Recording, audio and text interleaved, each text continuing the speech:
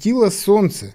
А что еще ему оставалось делать здесь летом за полярным кругом, где-то в самом сердце Аляски?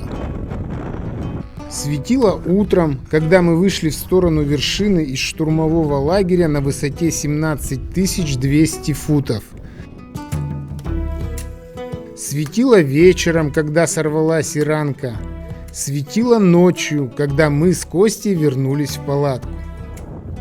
Светило продолжало светить, но Маши все не было. Рация ее давно не отвечала, все группы уже вернулись в лагерь, но Маши все не было. А солнце продолжало светить.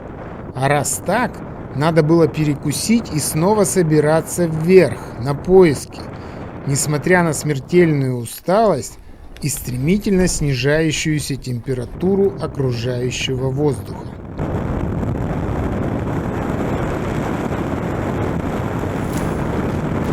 Мы кое-как втолкали в себя по кружке горячего супа, накипятили по термосу воды и начали собираться.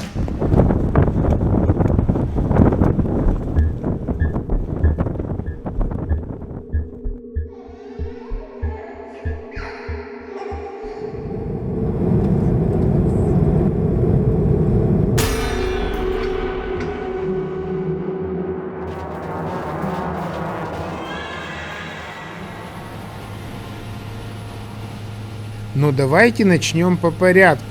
Кто такая Маша и как мы тут оказались? А началось все в далеком теперь уже ноябре 23-го. Я спокойно жил себе, не тужил, монтировал фильмы про Памир и пик коммунизма и планировал летом сходить на Ленина. Я даже придумал название новому фильму «Пик Ленина. Мой первый семитысячник 10 лет спустя». И тут неожиданно Костя прислал мне в WhatsApp, разрушив все мои кинематографичные планы. «Зачем тебе Ленина? Пошли лучше на Денали. Мне нравится, что это честная гора, без шерпов, носильщиков и кислорода. И всегда такое будет.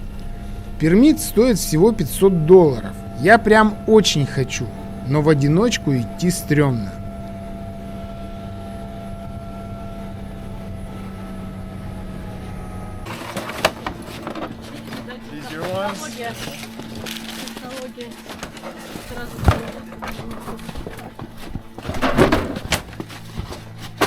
It's yours? Yes. Скажу честно, я был польщен доверием Кости и сразу же хотел согласиться. Я всегда хочу согласиться на любые аутдор-авантюры, особенно если они сулят гигабайты ярких впечатлений, из которых долгими зимними вечерами можно ваять для вас фильмы, ролики, шортсы и рилсы, утоляя тем самым мою естественную жажду творчества. Но я взял время подумать, тем более, что летом меня уже звали на Хан и Победу. Ну как? Первые минуты радости ты уже пережил? Да, пережил. Очень хорошо. О, жарко. Наконец-то мы здесь. Это так приятно. Снег мокрый. Кайф. Для справки скажу, что Костя был альпинист в меру опытный и в связи с этим тщательно планировавший восхождение.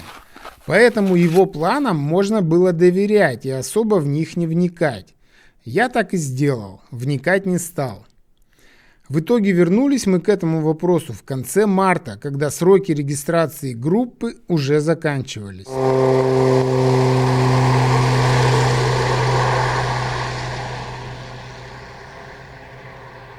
Но я сразу же предупредил Костю, что партнер я ненадежный, и моя поездка всегда может сорваться.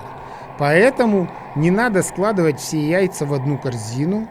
Один попутчик хорошо, а два лучше. Не имей 100 рублей, ну и так далее. И так появилась Маша. Да, Ну все. конечно. И надо сказать весьма кстати, к нашему почти что цейтноту. Ну как, успехи? Костя встретился с ней на московском скалодроме. Узнал, что была она и на Ленина, и в Ала-Арче тренировалась, и опыт горный имеет. Ну а что еще можно узнать об альпинисте на московском скалодроме? Оказывается, Маша в прошлом году уже прошла весь тернистый путь регистрации в национальный парк Денали и добралась аж до базового лагеря на леднике Кахилтна. И Костя справедливо рассудил, что Маша человек упорный и целеустремленный. Вышли 15:47. Первый мой опыт в походе с санками и на снегоступах. Машу пустили первой на живца, так как она легче, и пусть первой падает в трещину. Но навстречу нам идут много групп, поэтому надеемся, что все трещины они уже прочекали. Так вот, как вы уже поняли, там, на московском скалодроме, в марте, Костя справедливо рассудил, что Маша девушка упорная и целеустремленная. Неспроста она во второй раз ввязывается в такую недешевую и нелегкую авантюру. Значит, вершина Денали не дает ей покоя. А такие люди в команде очень даже пригодятся. Hello. Итак, с этого момента Маша активно впряглась в подготовку экспедиции. И все грабли, на которые мы могли наступить, она планомерно с нашего пути удаляла. А граблей на нашем пути встретилось предостаточно. Скажу честно, сложности начинаются еще дома. Сначала нужно получить американскую визу, но в России это сделать невозможно. Потом нужно оплатить пермит $430. И снова засада. Российские карты к платежу не принимают. Дальше проще. Надо заполнить формы на сайте, придумать название команды и оплатить полет на ледник. $750.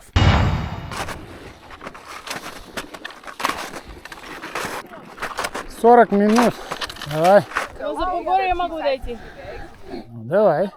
Мы с Костей делали все оперативно, как и следует в условиях цейтнота, за что удостоились Машиной похвалы в WhatsApp. Я вас ждала, парни, всю свою альпинистскую жизнь.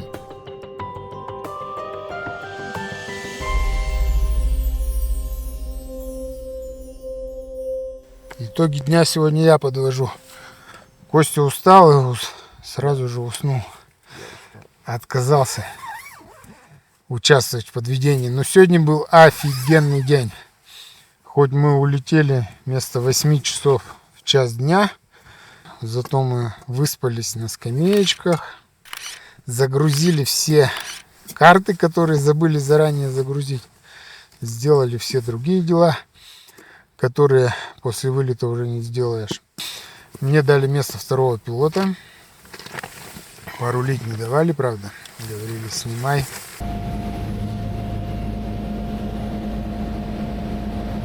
Отдельное спасибо Косте за то, что он нас убедил, а можно сказать, пинками выгнал из бейскэмпа в первый лагерь. Ведь это решение казалось нам весьма спорным. Идти по жаре, по раскисшему леднику, рискуя найти свою трещину. Вот так. 3:30 мы готовы к выходу. Но зато теперь, после 4-часового перехода, мы здесь, в первом лагере. Наслаждаемся заслуженным ужином и готовимся ко сну. Ладно, спокойной ночи, пока. Вы что думаете, мы тут рано ложимся? Нет, время-то уже 11 час. Это просто полярная ночь тут. Ой, полярный день.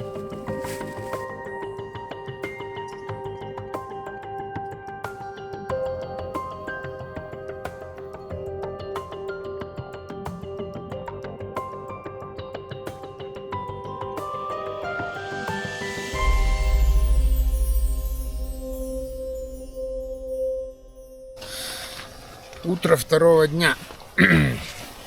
Решили встать в 6, но уже 5:30 все проснулись и рвутся в бой.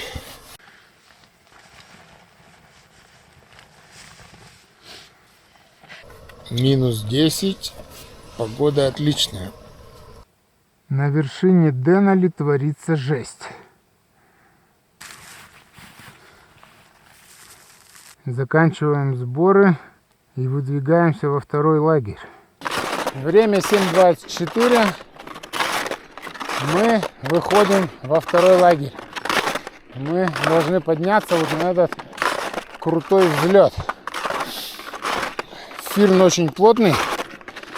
Даже ледоруб не вбивается в него. Поэтому посмотрим, как тут с саночками. Кайфово. Второй день работы. Так вот, похвалила нас Маша в WhatsApp, но на акклиматизацию ехать с нами отказалась. Не понравились наши даты. В итоге мы с Костей достойно акклиматизировались на Эльбрусе, переночевав 3 ночи выше 5, в том числе на восточной вершине, о чем вы могли видеть мой фильм в сентябре. Маша тоже была на Эльбрусе с другой стороны, но погода не позволила ей подняться выше 400, то есть акклиматизация получилась смазанная. Первый привал. Идем 1:45.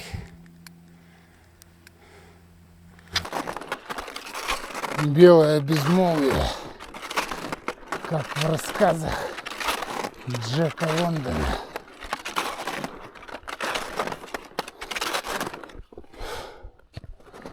Идем 7-й час, и конца и края этому не видно.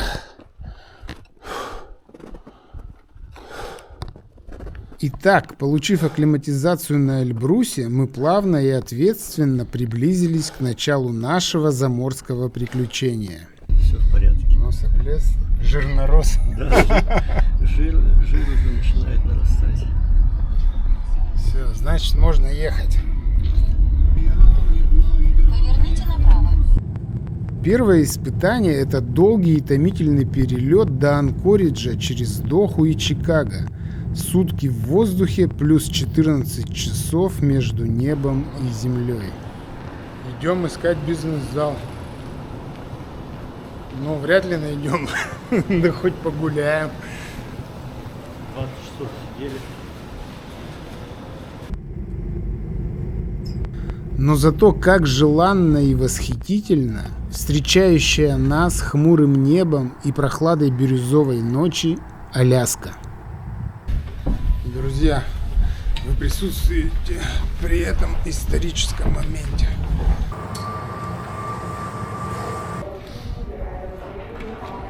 Три часа ночи. Прилетели в Анкоридж. Начинаем исследование Аляски. Костя, ты первый раз на Аляске? А? Я тоже.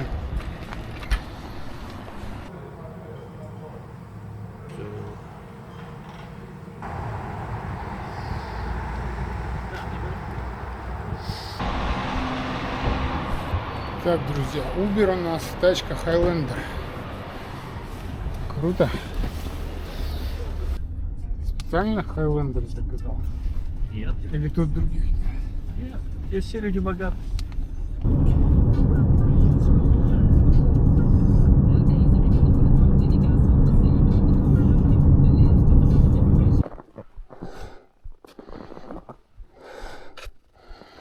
Сняли снегоступы по примеру обогнавшей нас группы.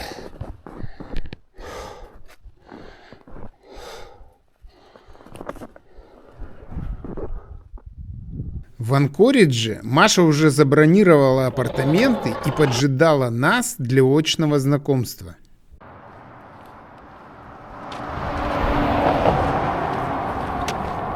Познакомившись, мы рванули за продуктами в Walmart. Сами знаете, какая же Америка без Walmart'а? В общем, короче, родные березки. Ага. Прям вот Камчатка чисто. Вот березки вот эти кривые, да, горы вдали. Очень Камчатку напоминает, только асфальт недостаточно раздолбанный, а так все остальное похоже. Ну как, выбор есть? На сотку отоварились. Теперь у нас все закуплено, в том числе на завтрак. Сегодня-завтра. И все на гору. Готовим американскую еду. Яичница с беконом. Яичница, точнее бекон с яичницей. Приготовили вредной американской еды. А что еще нужно альпинисту перед восхождением? Так, друзья, вот такой нам завтрак приготовил Костя. Позавтракали и рванули в Талкитну.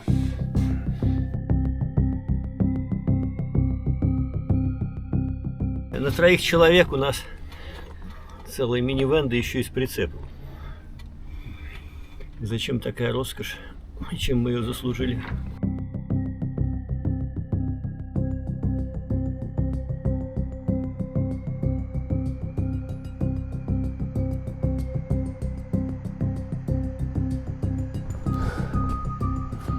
Пошел 8-й час.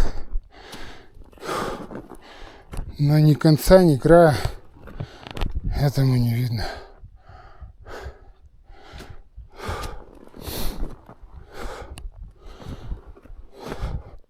Талкитна – это небольшой поселок в самом сердце Аляски, расположенный на слиянии 3 рек. Здесь все заточено под туристов и альпинистов, направляющихся в национальный парк Денали. Если выбрать сани, какие? They're basically all the same, but I Взяла с веревочками. always make sure that Поселок, в котором время не кончается. Или, по крайней мере, мне так кажется. Мы такие идем по Талкитне. Вот. Главной задачей здесь является пройти ориентацию у рейнджеров аутентично. Рога в качестве ручки. Получить переносные бачки и мешки для экскрементов и договориться о времени вылета на аэродроме, который находится рядом, в пешей доступности. А если останется время, чутка поспать до вылета, ведь мы с Костей крайний раз спали в горизонтальном положении 2,5 суток назад.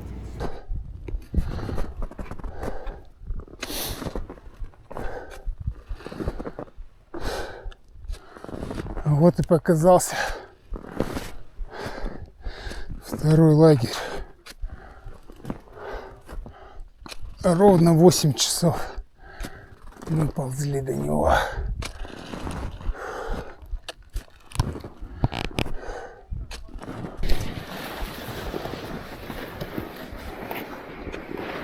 Так называемая ориентация у рейнджеров в Талкитне включает в себя подробный инструктаж, как вести себя на горе, с показом слайдов и описанием маршрута.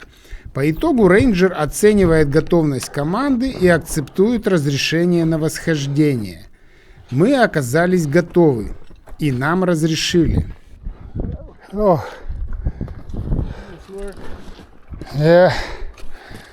Good work.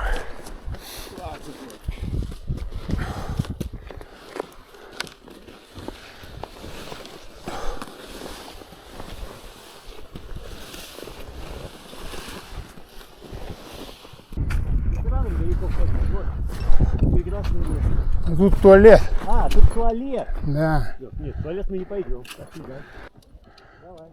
Внимательный зритель, наверное, уже понял, что за 8 часов 2-й лагерь мы проскочили и, преодолев 2 перехода, оказались в 3-м, на высоте 11 200 футов.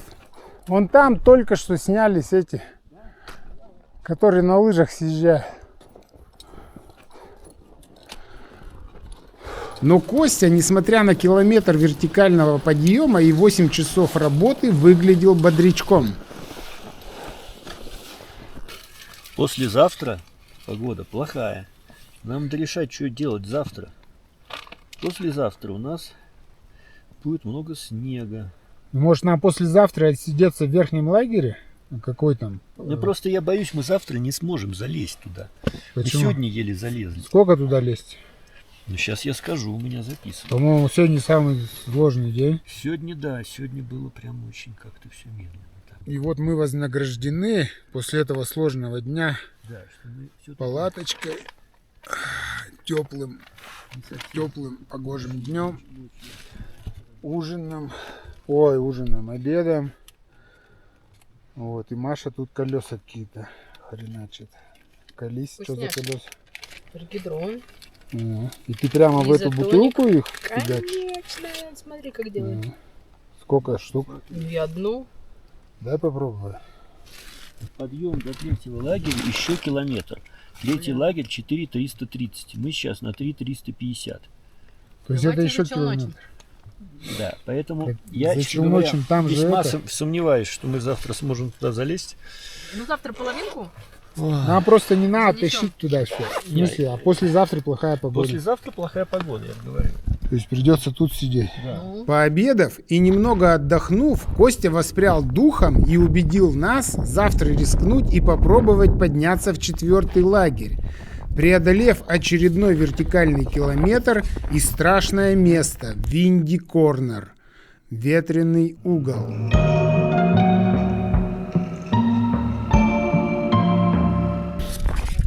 Делаем кэш.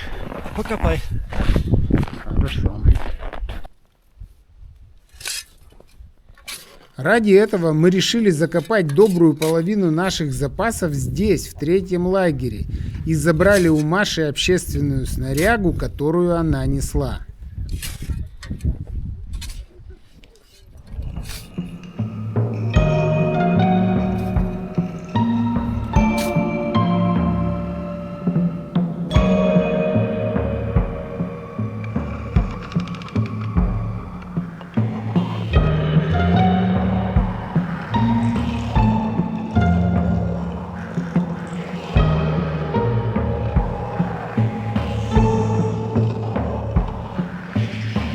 Собираемся на выход. Мотоциклетный холм это называется, да? Сегодня выходим на час позже. Оставили вот здесь кэш, наши баульчики.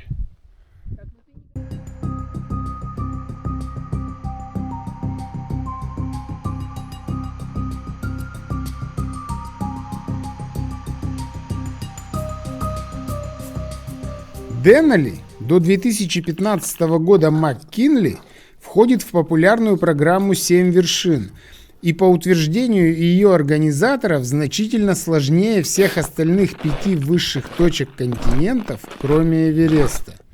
В переводе с языка индейцев Денали означает «великий». Вот так, нежданно-негаданно, мы и обрели для себя великую цель высотою 6190 метров. Диванный скептик ухмыльнется сейчас. Нашли великую цель. Ты еще в 2020 году обещал на К2 сходить, когда наберешь 20 тысяч подписчиков.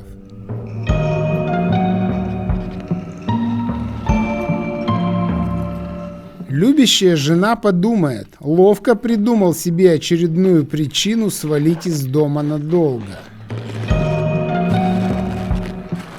Сосед, открывая 3-ю полторашку за вечер, проворчит: деньги ему девать некуда, купил себе дорогую игрушку и страдает.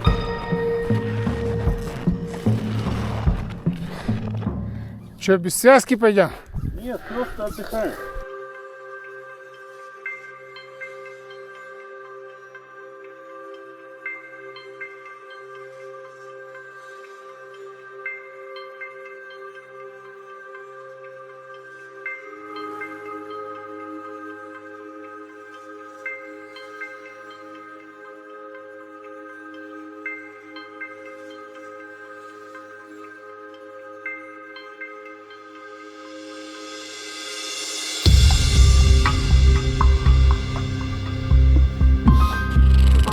Мы шаг за шагом шли вверх, с наслаждением вдыхая морозный воздух снежной пустыни.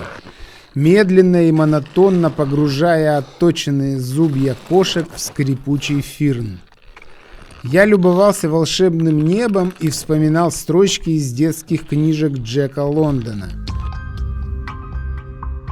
Пустыня не терпит движения. Жизнь оскорбляет ее, потому что жизнь — это движение, а вечное стремление пустыни — уничтожить движение.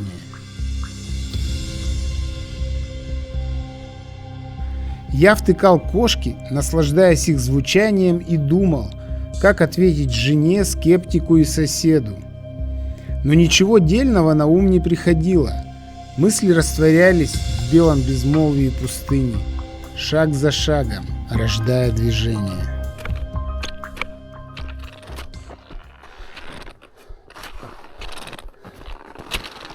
Ну что, здесь?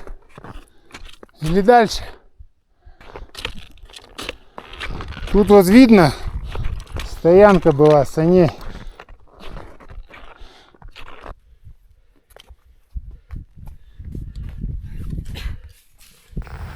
Как вас зовут? Андрей. Ну, я живу здесь, в Джорджии, в Атланте. Приехал с Молдовы, с Бендер, с Приднестровья. Приехали оттуда.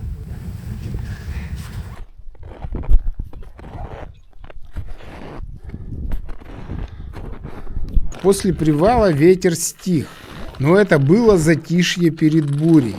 Мы приближались к тому самому Винди-Корнеру, ветреному углу. Ветер будто прятался за ним, поджидая нашу связку. И только мы переступили невидимую черту, его прорвало. Он обрушился на нас всей своей полярной мощью и высотным остервенением.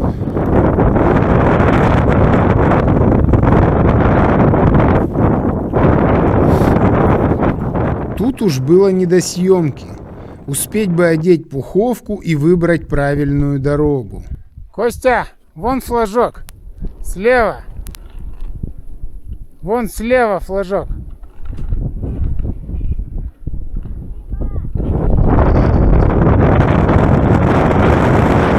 Костя, а вон еще один флажок.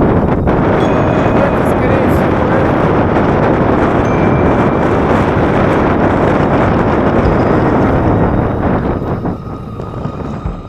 но мы справились и с тем, и с другим. И через полчаса отдыхали около трещины в совершенном безветрии, наслаждаясь перекусом и близостью 4-го лагеря, который был еще не виден за перегибом, но Гармин нам ответственно обещал, что лагерь совсем близко. 4-й лагерь, или как его здесь называют 14-тысячный, расположен на большом ледовом поле и является основным пунктом отсидки восходителей во время непогоды. Поэтому, пока Маша ковыляла до него, мы с Костей без труда нашли место, установили палатку и обустроили лагерь. Ты пока тут поставь, сейчас я там откопаю. И там еще пока снег. Привет. Фу.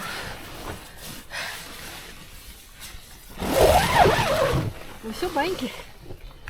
Нет, мы прогноз погоды сейчас будем получать. Вот. Я с людьми пообщалась сейчас. Что говорят?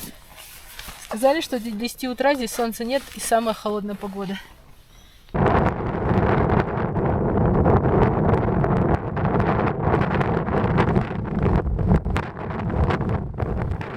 Ближе к вечеру из-за облаков вышло солнце и порадовало нас. Нет, не теплом. Какое же тепло вечером на Аляске на высоте 14 тысяч футов.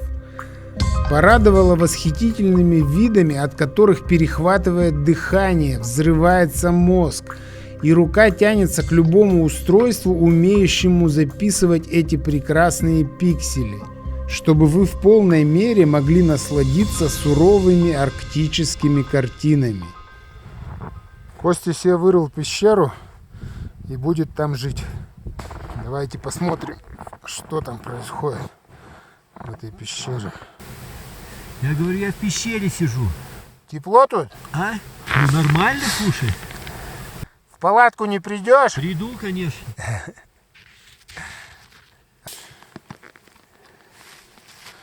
Костя набирает свежевыпавший снег. Он самый вкусный.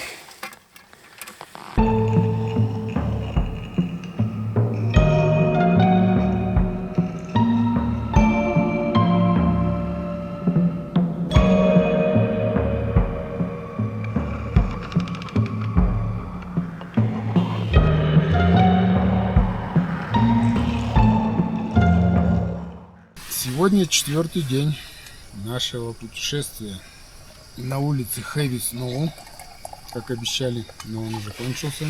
Уже 2 сантиметра выпало. 2 сантиметра выпало, еще ждем. Тут люди все очень осторожные, всего боятся. Мы решили тоже не рисковать и с утра погулять по лагерю, завести новые знакомства.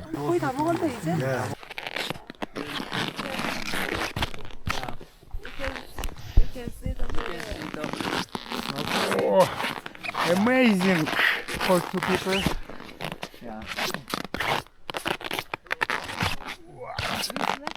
О, very big. Вот такая тут пещерка у них. Крутая.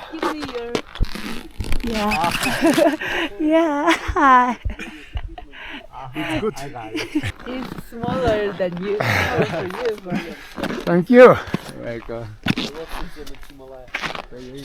Они здесь копают туннели, палатки, к этому самому, где угодно.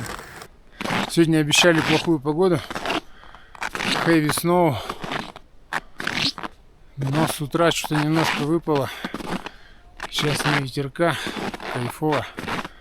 Решил прогуляться в сторону рейнджера.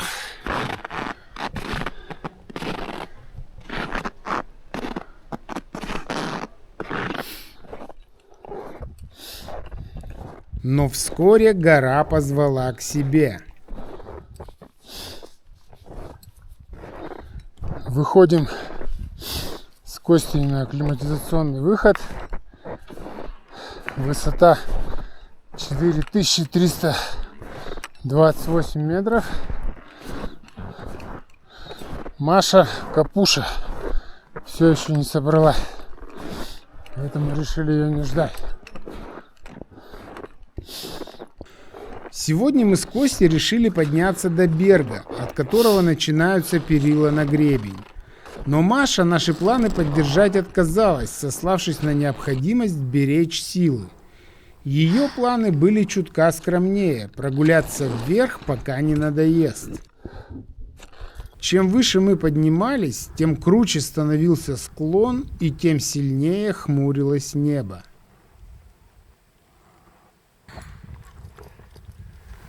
Вот они лезут.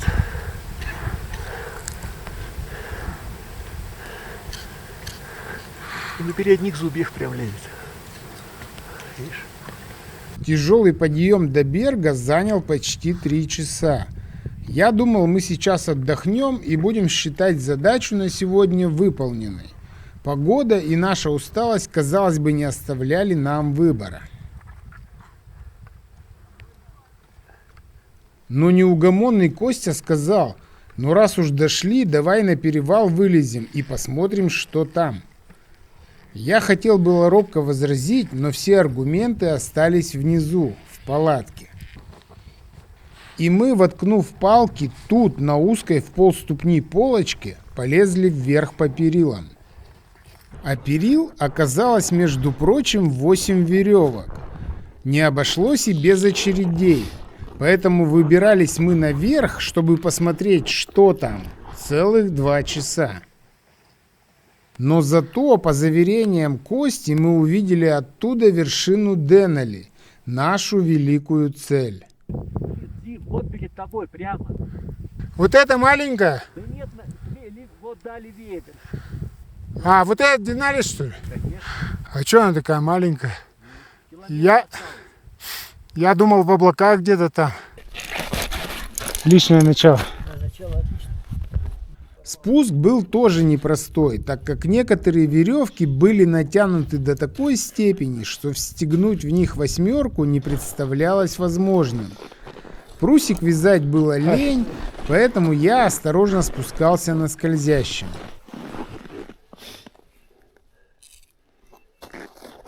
Но я все равно только в одну веревку смог восьмерку встегнуть. Да, там я тоже изгалялся, есть такой способ. Восьмерка, а вот так карабин. Некоторые иностранные гости исполняли на спуске акробатические номера. Посмотрите. Как-то странно они спускаются. Вообще.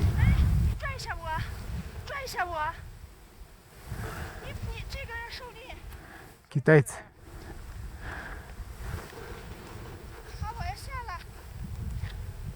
Ована. Нормально. Отлично, вот это классно. Это супер. В 17:40 спустились в лагерь. Вот так нам удалось превратить легкую акклиматизационную прогулку в полноценный ходовой день с набором высоты в 600 метров. Ciao. Greetings to my friends from Moscow. Yeah. Hello. Ну, в воскресенье к вечеру усиление ветра. Ну, 8 числа, да? Ну да, Да, это так и было по по и прогнозу. по Mountain Forecast, и по Meteo Blue. Понятно. То есть нам надо стараться на 7 число. Маша по профессии была практикующим психологом, но нам с Костей помощь психолога пока что не требовалась. Поэтому разговоры в палатке мы вели о чисто практических и прикладных вещах. Сколько брать наверх газа? Спасет ли прусик при срыве на обледенелой веревке? Можно ли бросать туалетную бумагу в мешок с дерьмом, выданный рейнджерами? А также и о других вещах, не менее важных на восхождении. Завтра у нас план выйти в штурмовой лагерь. Держите за нас кулачки. Будем ждать завтра, чтобы кто-то нам дорогу проторопил, а то нам лень торопить. Еще и с палаткой. Ну ладно. Ладно, спокойной ночи.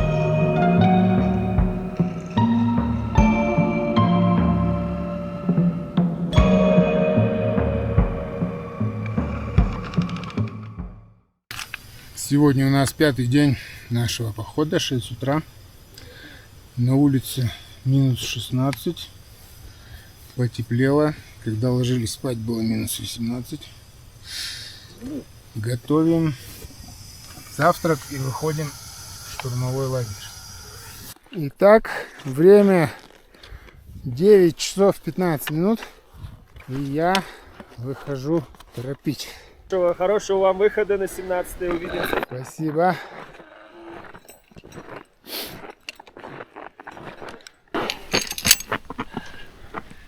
Ну вот, это наше счастье. Мы долго мучились, тренировались и теперь наслаждаемся восхождением. Наслаждаемся.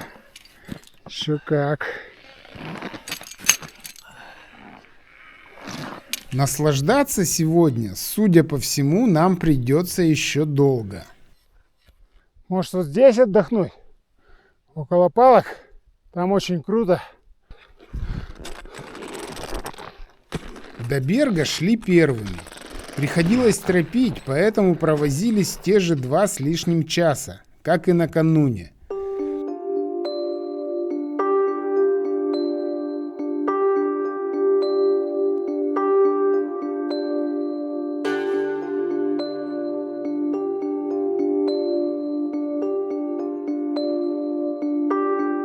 Надо отдать должное Маше, она хоть и отставала, но не критично.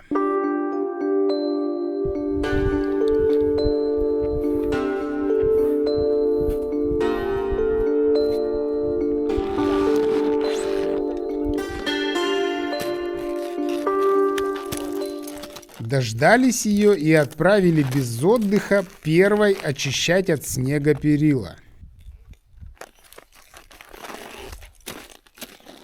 Но Маша прошла одну веревку и сделала ход конем с выходом на полосу встречного движения.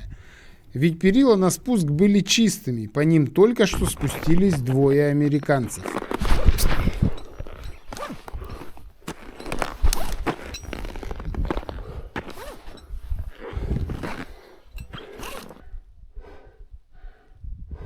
Пришлось мне идти первым по этой нитке и освобождать веревки из-под снега.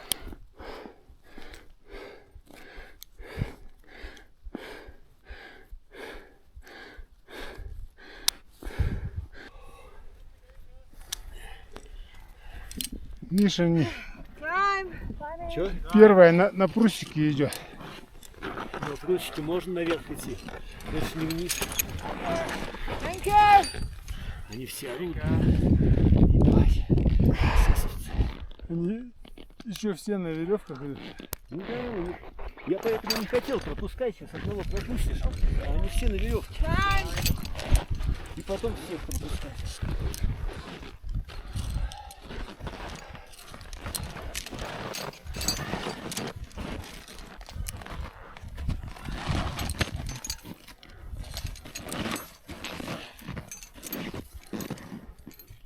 От перевала, который тут называют Top of Head Wall, идет 16 Ridge, местами достаточно узкий гребень с обрывами по обе стороны.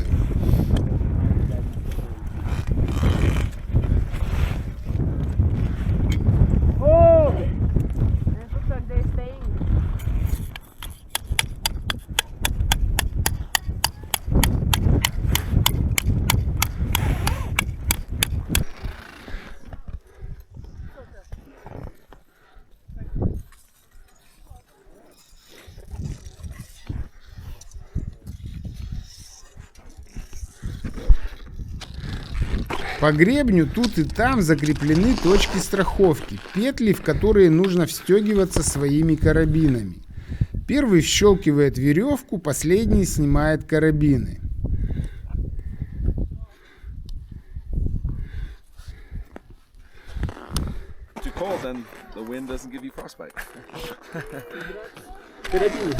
Сейчас. Have a good trip, you guys. Good luck. Thank you. Несколько групп шли параллельно с нами в штурмовой лагерь. Несколько спускались нам навстречу. Американские гиды были шумные, громко выкрикивали команды и тараторили без умолку.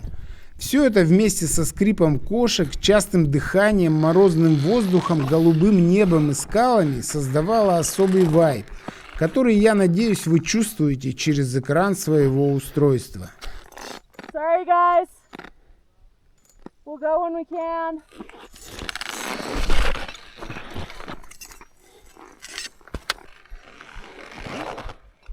Когда молоко рассеивалось, было красиво. Да и в остальном было неплохо. Ни жарко, ни холодно, ветра не было.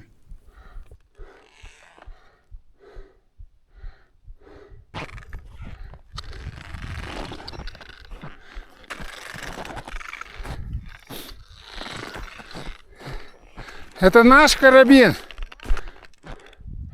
Наш карабин.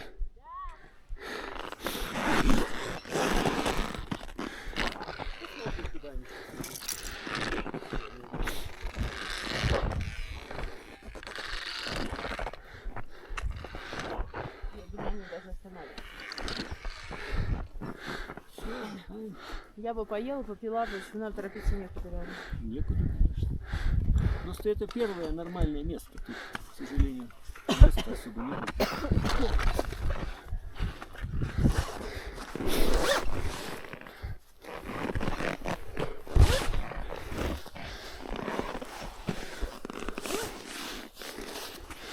В одном месте под скалой, именуемой палец Вошберна, была даже провешена перильная веревка.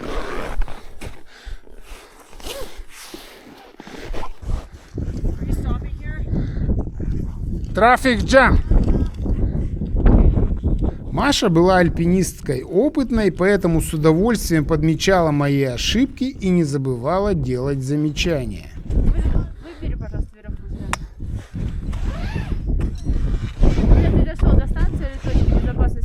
Надо выбирать партнера. Ну я до станции не дошел, там Костя стоит на станции. Потому что они дергают. Все, Костя пошел.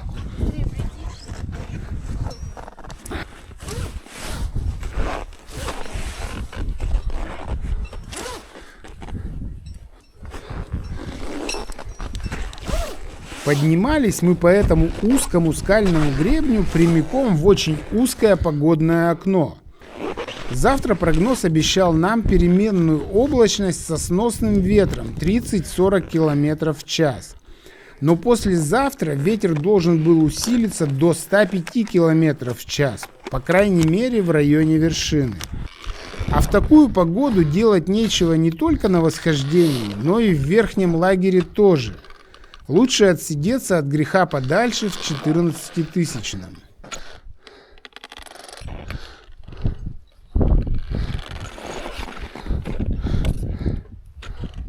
Вот при таких вводных, постепенно накапливая усталость, мы поднимались все выше и выше к штурмовому лагерю.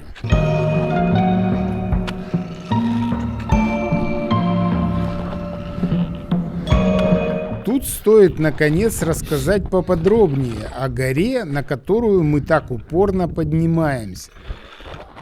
Когда Аляска принадлежала России, Денали называлась по-простому «Большая гора» и была наивысшей точкой Российской империи. Название МакКинли было дано горе в 1896 году в честь только что избранного 25-го президента Соединенных Штатов Уильяма МакКинли-младшего. Кстати, тоже республиканца. Интересно, какую-нибудь гору назовут Трампом?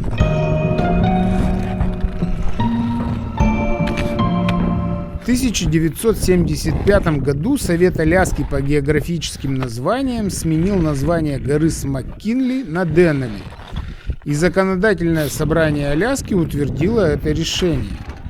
Однако переименование было заблокировано конгрессменом-республиканцем, и только его уход на пенсию позволил вернуться к этому вопросу.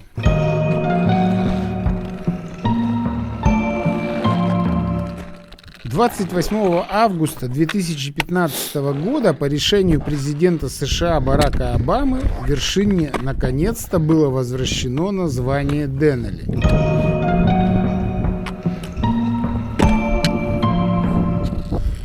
Денали имеет третью в мире относительную высоту.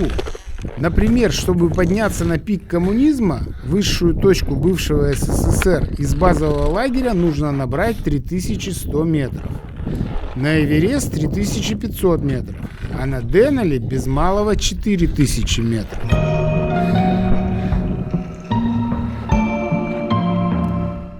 Учитывая, что гора находится на полярном круге, высота здесь переносится значительно сложнее, чем на юге. Все это вкупе с низкими температурами и сильными арктическими ветрами, вызванными близостью моря, делает восхождение на Денали настоящей арктической экспедицией. Сезон тут короткий – май, начало июля. Потом погода сильно портится, количество ясных дней стремится к нулю, и полеты на ледник в базовый лагерь прекращаются. Но у нас время пока есть. Мы потихонечку ползем к своей цели, связанной с зеленой костяной веревкой.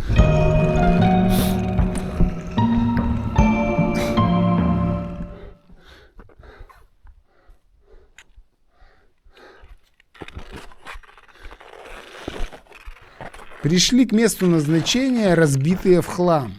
К тому же в лагере дул неистовый ветер, было не до съемки. Так что извините, момент установки палатки на видео не попал. Че, передых? Виден? А, вон я вижу. Фу. Класс.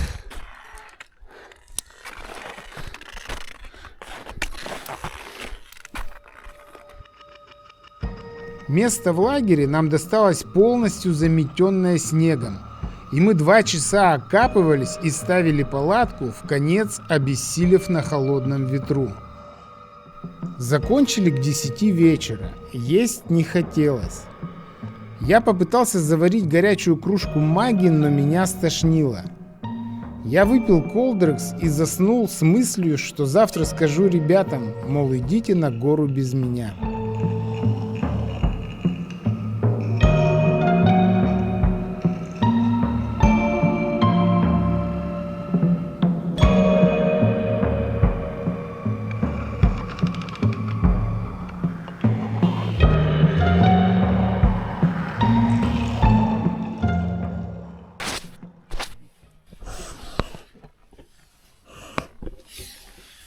Седьмого 7 июня.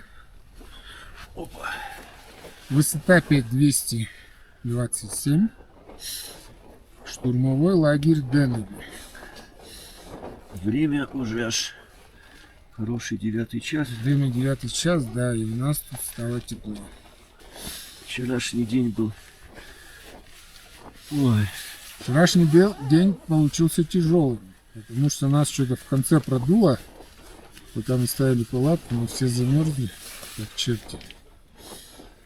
И очень долго мы могли согреться. Вот если вы обратите внимание, я лежу в пуховом полукомбинезоне, в спальнике, в пуховике. И только часам к 3 ночи я смог согреться. Ну, правда, легли мы пол-12, да, по-моему? да, где-то так. Ну ладно. Смотрите, как у меня снега тут задуло. Ого. На ночь. Ну да, тут хорошо ночью. Вот все было в снегу вот так вот. Крутяк.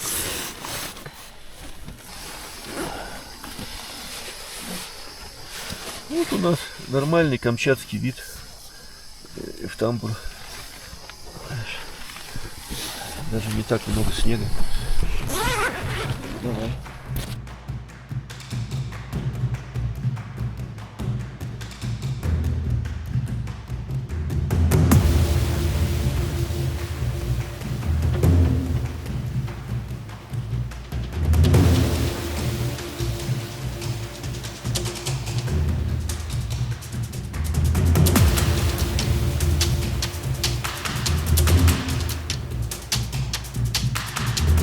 А вот лагерь. Просыпается, собирается, чтобы идти на эту гору.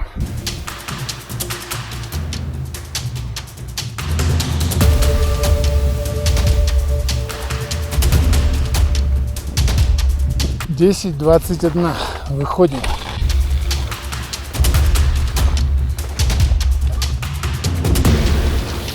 Но пришло утро, выглянуло солнце, я выспался, хорошо позавтракал и был полон сил. В 10:30 мы вышли из лагеря. На маршруте уже была толпа, стремящаяся пролезть в узкое погодное окно.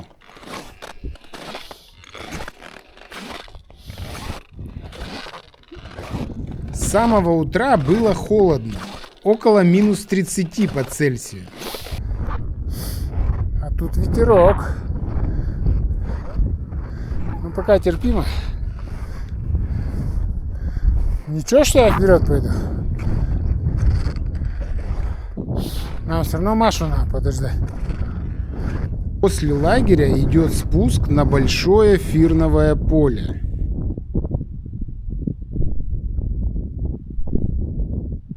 Следующий участок маршрута, как его тут называют автобан, лежит в тени горы и проходит траверсом по крутому снежно-фирновому склону. Маршрут также оборудован оттяжками. Но мы не связывались, а сразу же договорились идти каждый в своем темпе, чтобы друг друга не задерживать.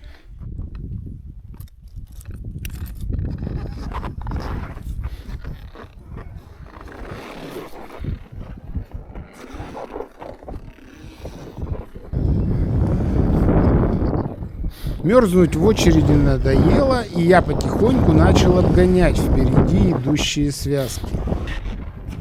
Что вы говорите? А, это мы о своем. А, Помню, после 1000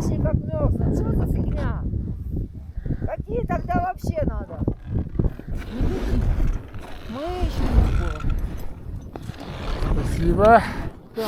Давайте, удачи вам.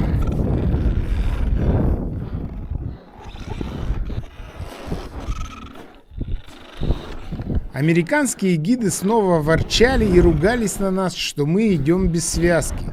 Но к концу автобана мы с Костей обогнали все эти медленные ворчливые группы и шли вторыми.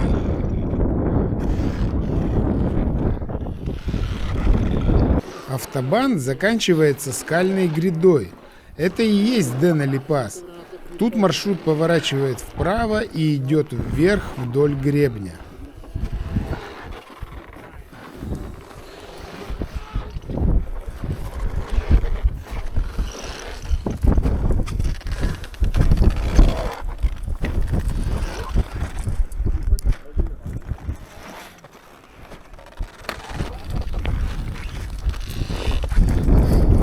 Здесь лишь на самом ветру. Дальше вроде ничего нет. Че? Давайте пройдем дальше. Я просто не вижу куда. Вон там хотя бы спрятаться. Да. Давай туда. Приходи. Там хуже. Мне кажется. Ну, давай пройдем еще выше и найдем там укромное место за скалами.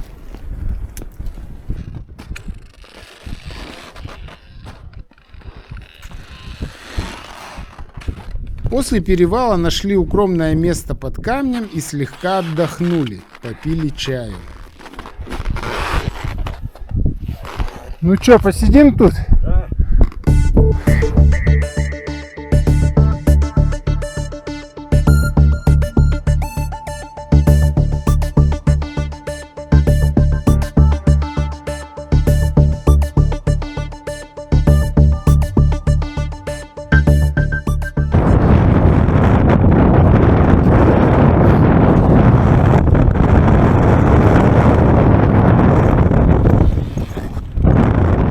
Далее по маршруту идет череда фирновых склонов, по которым идти было одно удовольствие – работай и работай.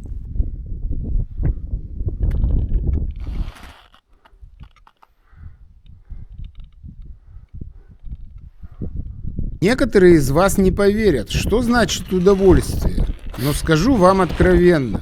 Когда сил еще много, вершина кажется вполне доступной, погода не совсем уж лютая, ты идешь и получаешь радость от движения, наслаждаешься процессом достижения цели. Ради таких минут, такого опыта мы, наверное, и ходим в горы.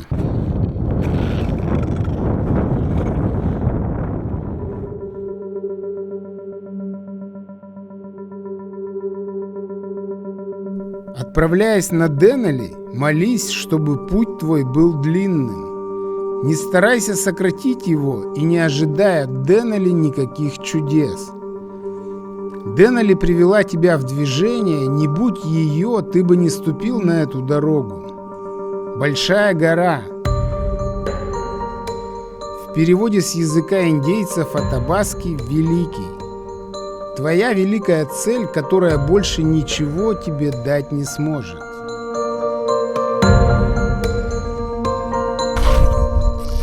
Лучше гор могут быть только горы, на которых еще не бывал.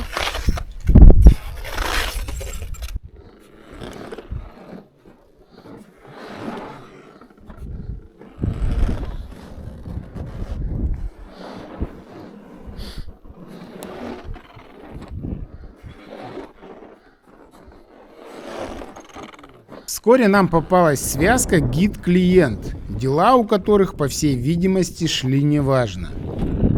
Серж?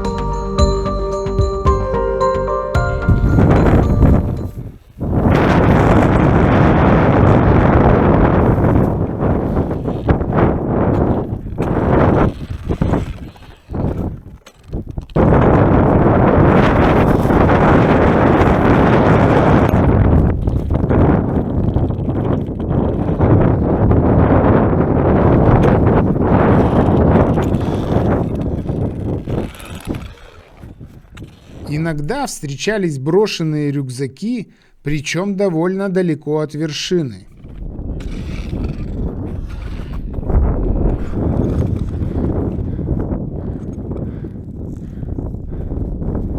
Вершины Денали ты не видишь, пока на ней не окажешься. Но мы шли за передовой группой и хорошо видели направление. Ориентировались по альтиметру, с треком не сверялись.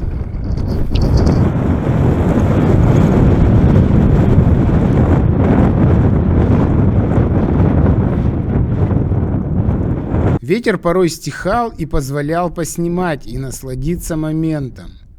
Все-таки такую красоту не каждый день можно увидеть. Перед вершинным взлетом нас ожидает огромная фирновая плата, которую называют здесь футбольным полем. Конечно, по сравнению с ПФР на Памире это детская площадка, но минут 40 на ее преодоление мы с Костей все же потратили.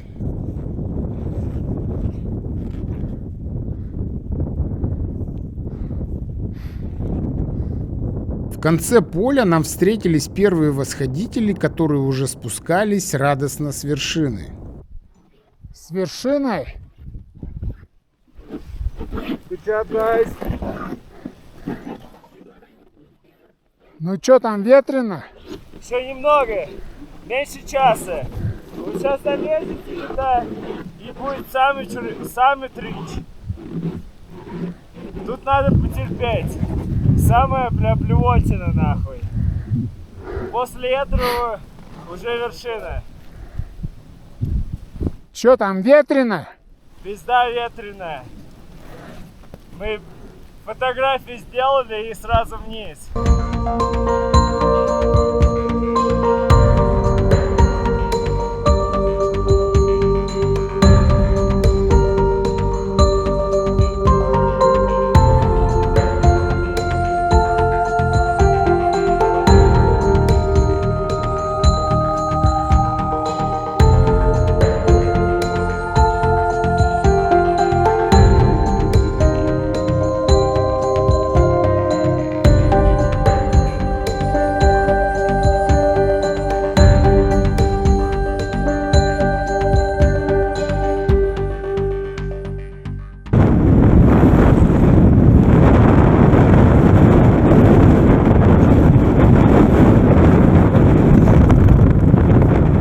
На гребне, как и ожидалось, ветер нас основательно потрепал.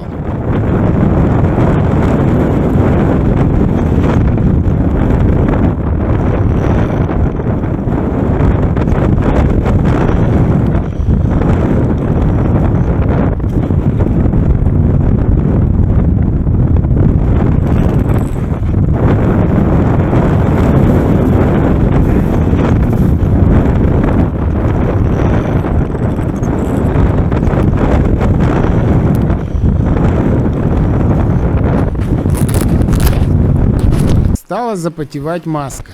Видимо, вентиляционные щели забивались снегом.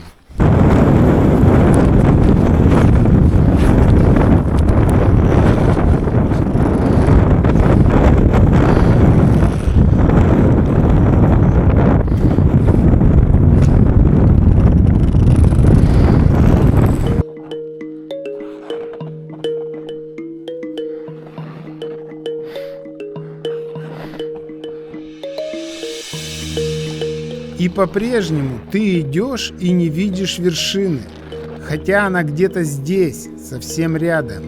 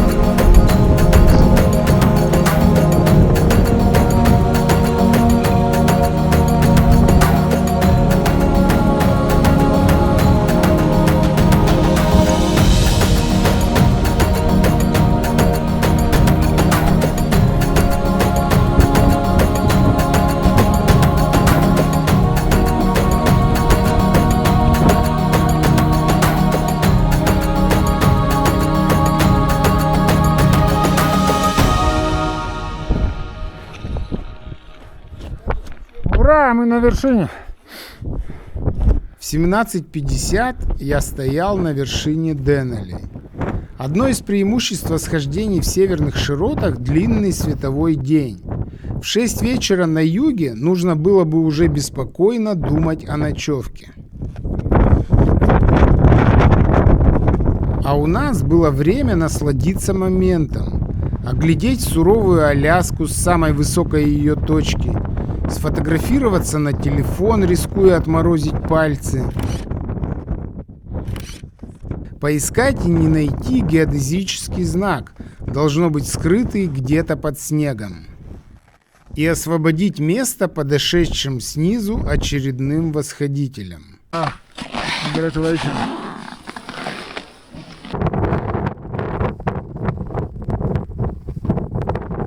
Ведь не зря же говорят, что вершина – это глубокий вдох перед спуском.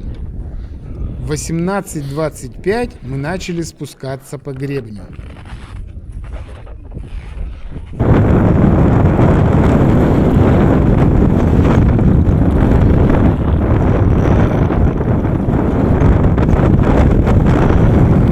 На спуске стали образовываться пробки, так как гребень был узкий, а народу навстречу поднималось много.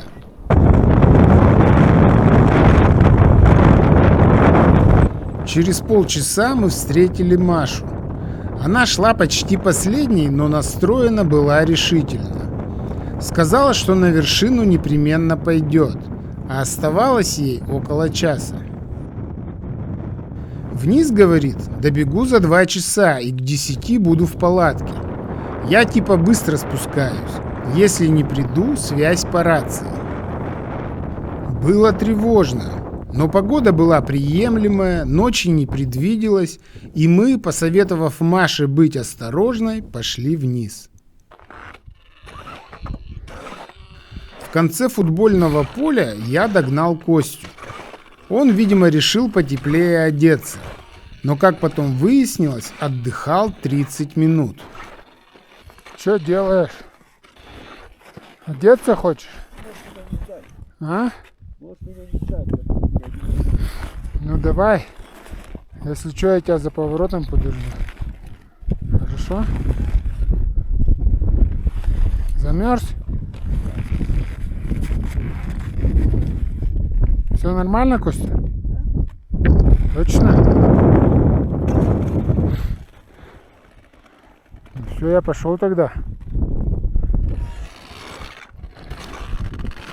Я же начал спускаться один, наслаждаясь видами, приятной усталостью и неумолимо сокращающимся расстоянием до палатки. В голову лезли всякие мысли, в том числе совершенно бредовые. Сначала я хотел назвать этот фильм «МакКинли для мальчиков» или «Старикам тут не место». Но после того, как Костя сверстал график восхождения, наложил его на погодные условия и заставил нас по нему работать, и мы зашли на эту гору на 5-й день, я решил переименовать этот фильм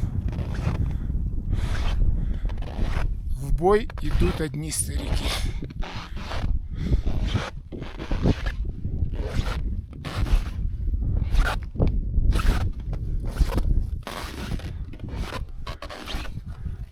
Старался идти медленно, поджидая Костю, но он все никак не показывался на горизонте.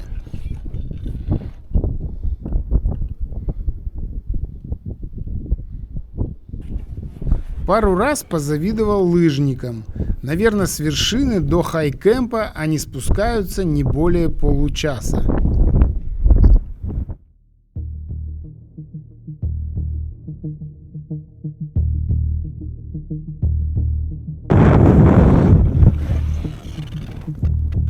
Было легко, ни есть, ни пить не хотелось.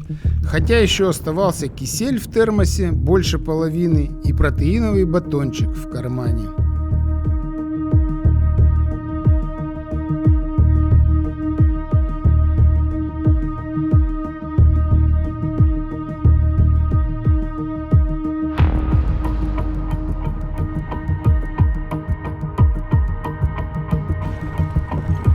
И тут началось.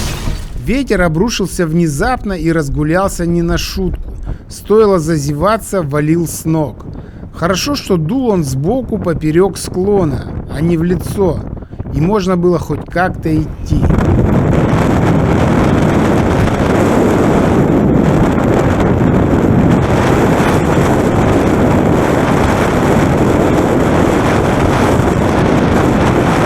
Я был одет хорошо, пуховик и полукомбинезон, поэтому не мерз и шел бодро.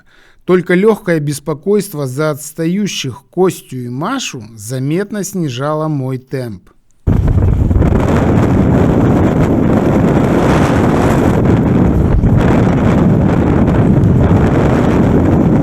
Но все же иногда приходилось поворачиваться спиной к ветру и пережидать особо сильные порывы.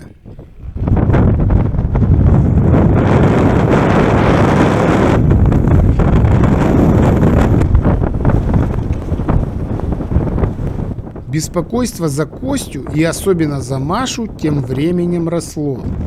При таком ветре спуск становился гораздо опаснее самого восхождения, большая часть которого прошла при ярком солнце и умеренном ветерке.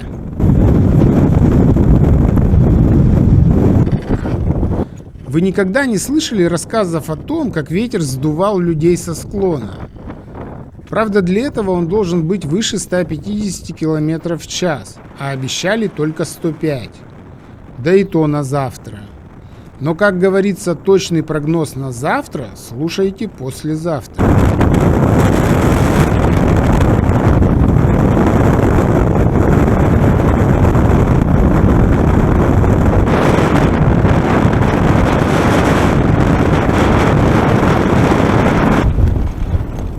Я спустился на Денали Пас и стал ждать Костю, повернувшись спиной к ветру.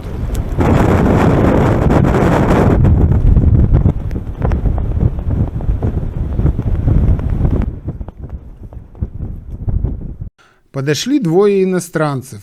Сказали, что мой друг из Москвы в 10-15 минутах. Do you meet my friend? From Russia? Yeah. Moscow? I think it's him. Yes. Yes.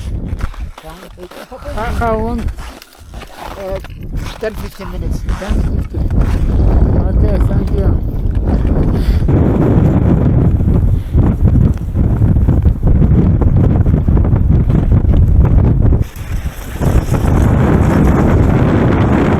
Подъехал лыжник.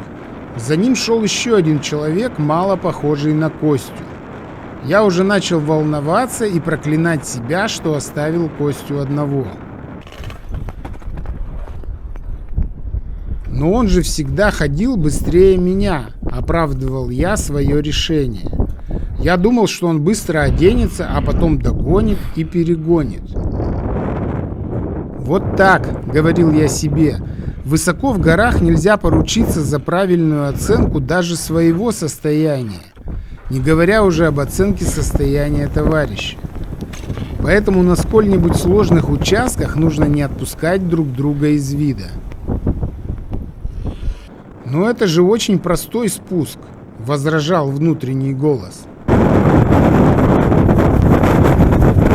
Должно быть, Господь Бог позволил мне поразмышлять, сделать правильные выводы и показал из-за перегиба Костю. Ты что, не замерз? Я тоже нет.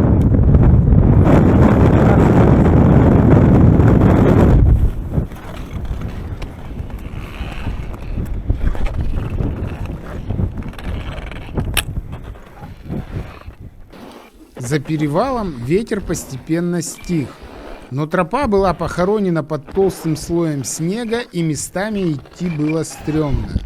Приходилось даже изредка использовать ледоруб.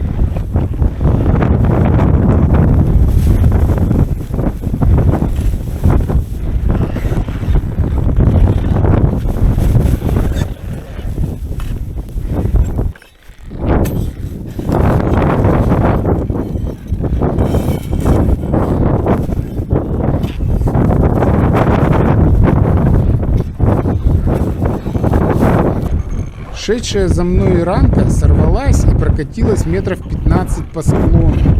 В результате чего Костя снова отстал.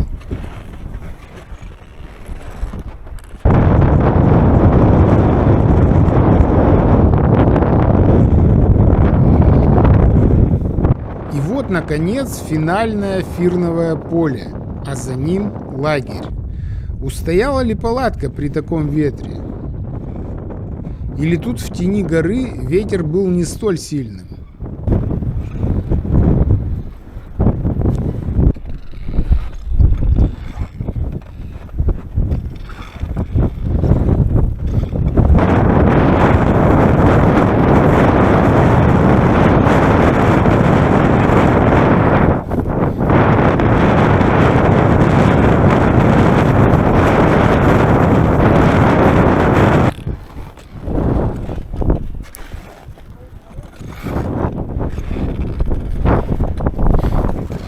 Костя пришел следом. Я даже еще не успел откопать вход с наветренной стороны. Выглядел он очень плохо. Я никогда до этого не видел его в таком состоянии. Ну как?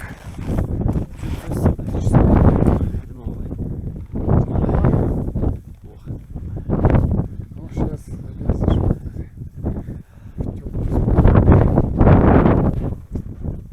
Вот Почему так. сосульки растут вперед? Не знаешь? Не знаю.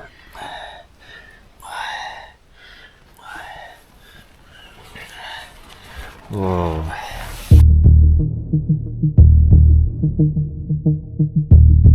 Мысли были либо заморожены, либо перемешаны ветром, либо скованные усталостью. Короче, мыслей не было. В медицине, кажется, это называется энцефалопатией. попьем. Кисель будешь? Да. Но горячий колдрекс быстро вернул Костины мысли к жизни. Пьем колдрекс. А то нас ветер-то потрепал на обратном пути. Ну, вообще, да. И мы стали вызывать Машу по рации.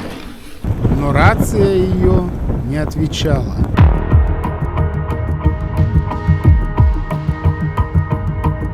Теперь мы отчетливо понимали, что, возможно, Маша на горе остается одна. Наедине с ветром, усиливающимся морозом и ночными сумерками. И отдохнув, нам надо будет выходить на поиски, если она не вернется. Мы каждые 15 минут вызывали ее по рации, но в эфире была тишина. Мы накипятили полные термосы воды и боялись начать обсуждать этот вопрос.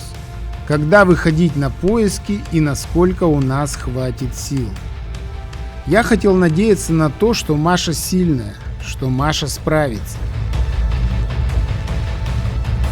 Но время шло, а Маши все не было. И вот ровно в полночь мы услышали знакомый голос возле палатки. Ура! Маша вернулась. Вот теперь мы все в сборе. Маша пришла с вершиной. Ее поздравляем. Маша рассказала, что на вершине была последней, где-то около 8 вечера. Одна. С ней прощались ребята, которые уходили вниз, и по дороге до самого Денали-Пас она никого не встретила. Маша еле-еле дышала. Глаза ее выражали усталость, переходящую в испуг. А цвет лица в местах, не покрытых маской, был шоколадно-коричневый, каленый, горячий, точь-в-точь, как у Линкольна на старой 1-центовой монете. Я чуть не заблудилась там, на обратном пути. А ветер сильный. Да, ничего не видно, хорошо. Слушай, это мы 12 ходили, на 14 случаев. Потом я их спасла, они там что-то сорвались немножко. Где, на траверсе? Ну, У меня у нас тоже одна, кто-то уехал там. ну, я тоже немножечко сорвалась, где в конце вот это вот В конце, да, в конце. страховка должна была Как быть. раз, Но как я раз палкой блестяще зарубаюсь, поэтому... Ну, хорошо, что все хорошо получается. Тебе до кипятка Теперь доводить? нам надо улететь. Тебе до кипятка доводить или Нет, чуть теплая. все? Она же за залпом хочет выпить. И все в залпом сразу. Ну, в общем. У меня нет. А ты вот в МСРку налей. На вершине она сделала 3 фотки, телефон вырубился, пальцы прям сильно замерзли. Начала спуск. В конце футбольного поля начиналась буря. Видимость упала до метра. Ну чё? Вкусно? Очень. Лучшие электролиты в жизни. Ой. Я там уже практически лед слизывала из этой бутылки. Потому что он все было заморожено. А чай у меня закончился вместе с этими гелями перед последней взлеткой. Но она, конечно, выматывающая. Что тебе, Ленина или Денали? Что сложнее? Денали. У меня Ленина прошло как-то легко. Вот мы тоже. После акклиматизации. Мы решили, что Денали сложнее. Маша уже подумала, не слезть мне с этой горы. Я одна, и в бурю ни хрена не видно. И вдруг тут сквозь метель увидела 4 человек из украинской группы. Врубила 3-ю и догнала их. Потом с ними спускались до самой косой полки. Ну ты думаешь, окей, мне 300 метров осталось. А на самом деле 6 километров. Ну да. Не, ну когда вот мы вылезли там, и тут ты видишь вот такую стену после плаца. Типа. Ну, на Ленина также там много... Не, ну тут уже просто видишь, тут мы как бы не ожидали. То есть лезем, потом подходим, такой, блин, там же горы не видно до самого последнего момента. Да. Ты не знаешь вообще, куда, на какую из этих там пупырей ты полезешь. И тут вдруг такая, блин, вообще. Ну а я вот когда траверс прошли и вышли на этот фирн, я уже не сомневался, что мы зайдем. Так что... Да. А я, главное, вылезаю, типа, первый там никого... Ну, были люди, но как бы я, когда вылезал, никого не было. Я сразу начинаю искать эту пимпочку железную. Ищу, нету, думаю, блин, что-то, может, не туда залезли. Потом какой-то мужик подошел, говорит, не, говорит, это вершина. А я была последней на вершине. И у этого есть свои преимущества, конечно. Какие? Никого там нет. А кто ж тебя потал? Но есть и, так сказать, у меня телефон даже на 72 вырубается в такой мороз. И я сделала всего 3 селфи одинаковые. Может быть, они даже не резкие. После этого у меня начали отмораживаться пальцы. Вот. Легкий подъем до лагеря через поле ей показался вечностью. Понимала, что мы волнуемся, пыталась включить рацию. Бесполезно, она замерзла. Телефон и часы тоже сдохли.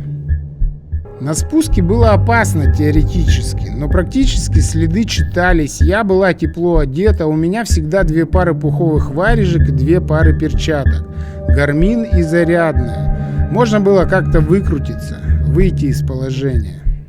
Мы молодцы, просто. Это мягко сказано. Гора сложная, все решили, что сложнее, чем пик Ленина в Денали. Да. Есть куда улететь. Время уже 1:30. 1:30 ночи. Идем к Аркаде.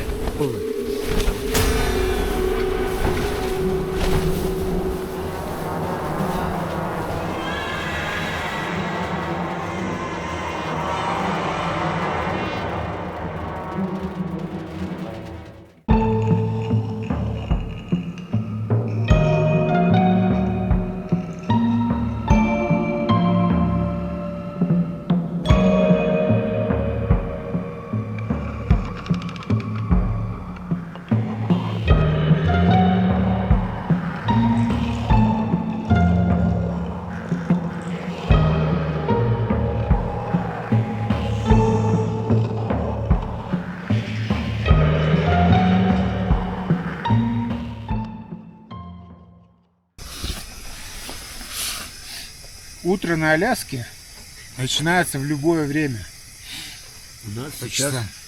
А у нас 11:15 утра. 11:15. Вот. Мы как-то пытаемся цивилизованно позавтракать. И выпить чашечку утреннего кофе. Вот. С пармезанчиком. Пармезанчика. Так что ждем, когда все скипит. Внимательный зритель, конечно, помнит, что прогноз погоды на сегодня был негативный. И выглянув из палатки, мы увидели, что 95% обитателей лагеря уже свалили вниз. Лагерь опустел.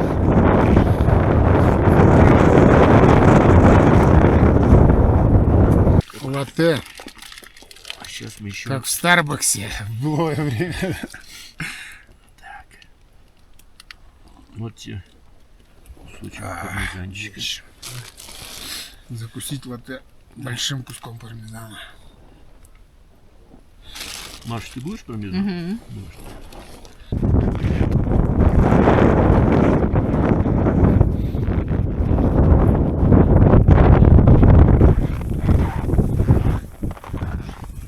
Начинаем откапывать.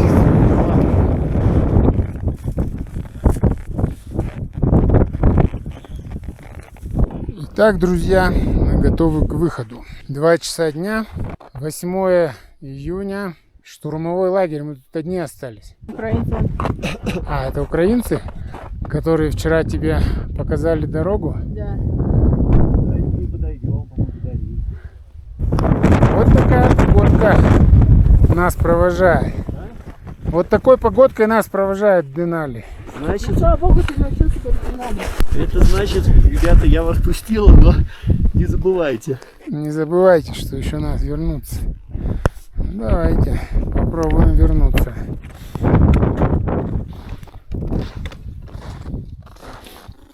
Дождались, пока пойдет снег.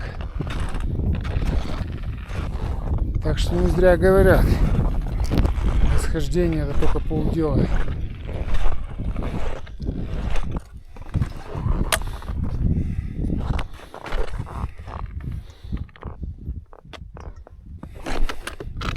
Вопреки прогнозу, на гребне дул легкий ветерок, и несмотря на снегопад, идти было довольно комфортно.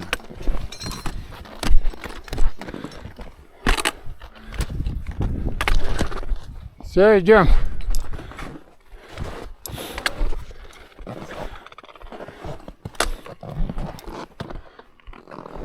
И мы снова решили поставить себе амбициозную задачу на сегодня.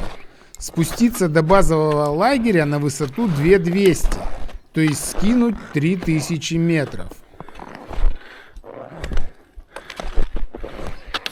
Кто-то из вас скажет, но это же нереально, с техническими участками, со всей вашей поклажей, с санями. Вышли в 14 с копейками. Стоп! Однако не забывайте, что находимся мы с вами за полярным кругом, и вся ночь в нашем распоряжении. Идем. И это была не какая-то там блажь или геройство. Завтра был последний погожий денек перед длительной больше недели непогодой. Да и то обещали весьма узкое погодное окно в середине дня, когда самолеты смогут доставлять людей на ледник и вывозить обратно. Поэтому наша спешка была оправдана объективными обстоятельствами.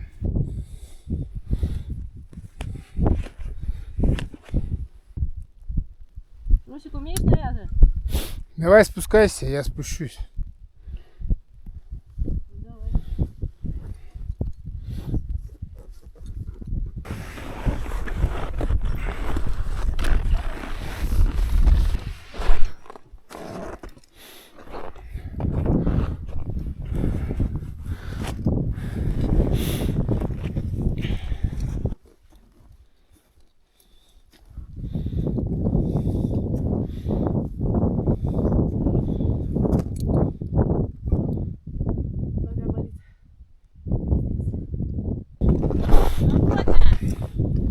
Понял.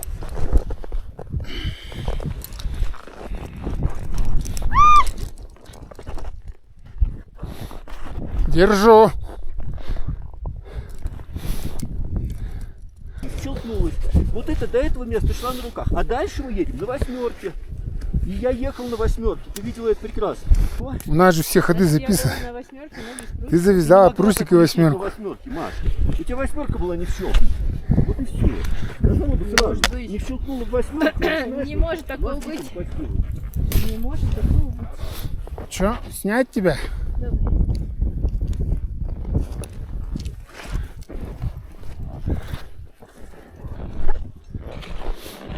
Стоит сказать, что в такую погоду на гребне нужно быть максимально внимательным и аккуратным. Тропы порой не видно, и можно запросто угодить на крутые сбросы.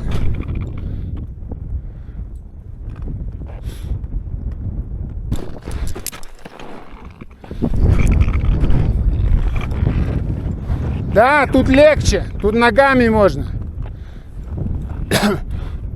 Маша, давай шевелись, тут люди. Устала, тут некогда ждать, чтобы ты отдохнула. Напрягись, потом отдохнешь. Сори. Костя спускается, а я стою в очереди.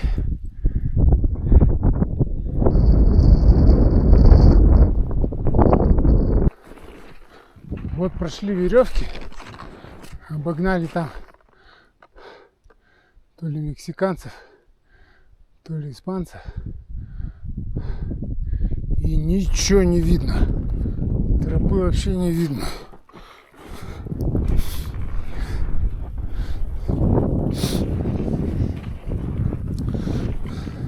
Так вот и спускаемся. Вон уже вдали оказался лагерь. Лагерь, где дежурят рейнджеры. И можно узнать погоду. Но пока что-то погода меня не радует. Выходить в ночь небезопасно. Подходим к лагерю. 17:20. Больше 3 часов шли. Ужас.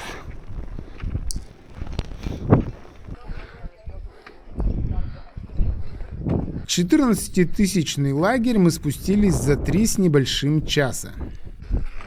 О, супер.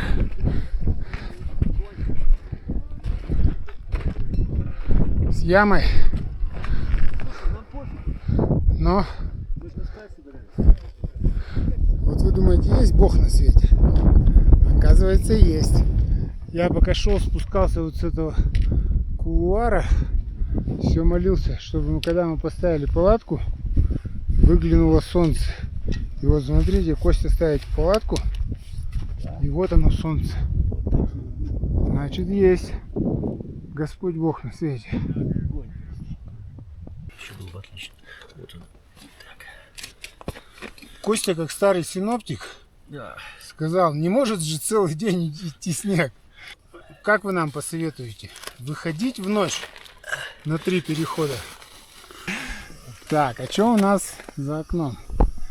Давайте проверим.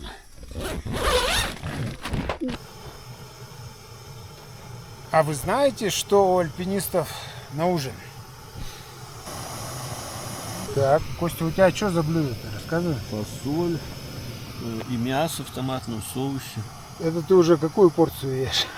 Я съел половинную, теперь ем еще полную. После того, как съел супчик еще. То есть у тебя суп и два Потом и полторы вторых. Полторы вторых, да. И чем ты шлифанешь кофе? Не знаю, вот чем шлифануть-то уже. Надо заброску выкапывать. Уже все, что можно шлифовать, он уже закончилось. А, есть, подожди, у меня есть шоколадка. Это Риттер Спорт. Ого! А можем мы ее сожрать сейчас? Когда я пил кофе, надо было меня угостить. Черт. Ну ладно. Погодите, где мы? А посмотрим у Маши. Ого, что это там? Фетучини Альфредо Чикен. Да, можно уже Ну, заглянуть как? внутрь. Очень вкусно. Как в ресторане. Вот так вот. Это вам не щи на своей кухне хлебать пустой ложкой. Доширак, скажем так, это не наше. Нет. Мы немножко уже больше себя любим, поэтому едим что-то получше. Ну ладно, приятного аппетита всем. Как бы то ни было, после такого ужина мы решили чутка поспать и в ночь выйти на решающий бросок.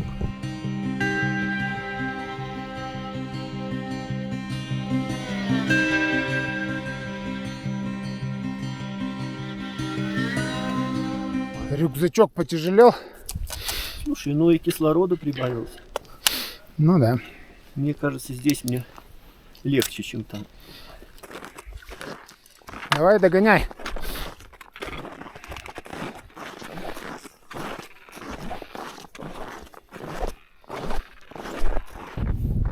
Это вот так вот далеко от лагеря.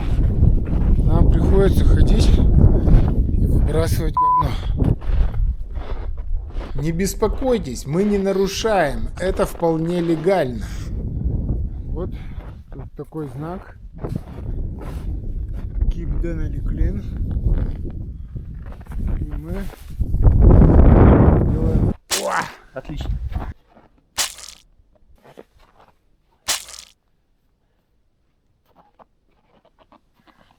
Все чисто. Ну вот видите, друзья, как далеко это ходить. И вот только теперь, после выброса, как бы сказать помягче, человеческих отходов, в 22 мы покидаем этот лагерь.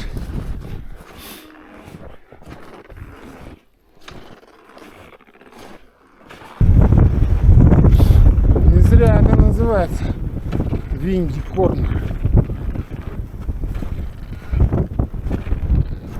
Вскоре нагнали Машу. Она шла как-то вяло.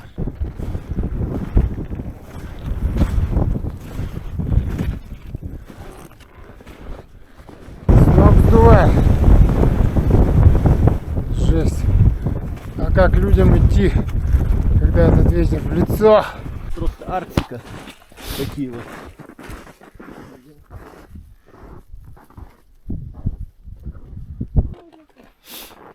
Костя, подожди! Где у тебя натирает-то? Вот здесь? Да. Ну, конечно, ты расстегни внутренник и в него запихай штаны. Какие? Какие? Вот эти вот. Я так и сделал. И меньше затягивай бою. Во. И теперь до конца, сколько заведутся, они у тебя будут демпфировать. И сейчас бою затягивай, но не сильно. Чтобы свободно на спуске ходила нога.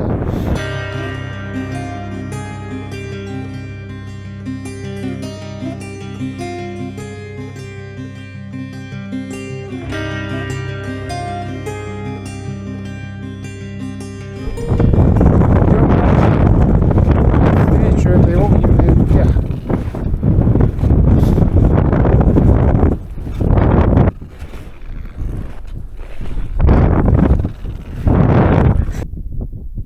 Маша упорно отставала, но я старался не терять из вида этой черной точки.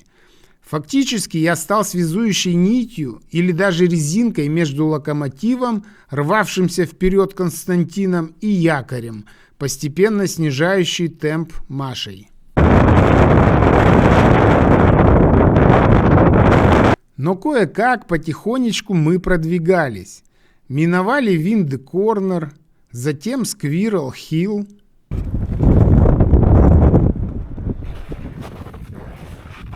Вскоре вдали показалась фигурка человека с лыжами и санями. Ему явно было очень хреново. Can I help you? Can I help you? I take this rope. Are you sure? You take this, okay? Okay. It's very big luggage. Идти траверсом с санями – то еще занятие. Сани постоянно съезжают вниз по склону. Я чутка помог этому лыжнику, и он мне был чрезвычайно благодарен. That's all? Yeah. Thank you. Thank you. Appreciate it.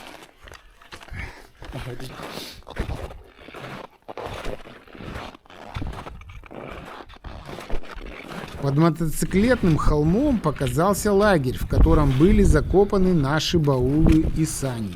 12:26. То есть за 2 часа мы дошли. Нормально. Мы уже в 3-м лагере. Выкопали заброску и снаряжаем свои сани.